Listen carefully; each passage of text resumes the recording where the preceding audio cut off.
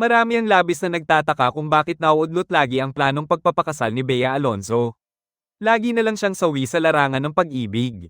Hindi natuloy ang kasal sana nila ni Dominic Roque, naudlot din ang pagpapakasal niya sa Spain last May 16 sa billionaire businessman na si Vincent Co. Lagi na lang may aberya at hadlang kapag nagpaplano na siyang magpakasal. Kaya naman isang psychic o fortune teller ang na-curious at binasa ang tarot card ng aktres upang tuklasin ang dahilan kung bakit nangyayari ito. Ayon sa reading, si Bea ay isinumpa di umano ng isa niyang dating karelasyon dahil nasaktan ito ng husto.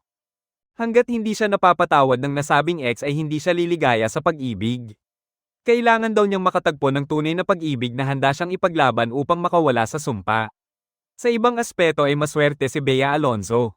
Patuloy ang kanyang mainit na karir bilang aktres at maganda rin ang takbo ng kanyang negosyo. Milyones pa ang kanyang kikitain.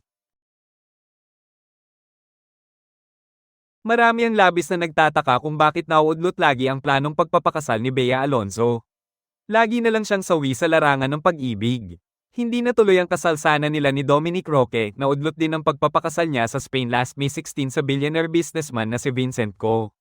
Lagi na lang may aberya at hadlang kapag nagpaplano na siyang magpakasal.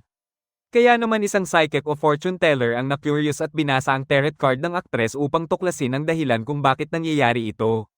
Ayon sa reading, si Bea ay isinumpa di umano ng isa niyang dating karelasyon dahil nasaktan ito ng husto. Hanggat hindi siya napapatawad ng nasabing ex ay hindi siya liligaya sa pag-ibig.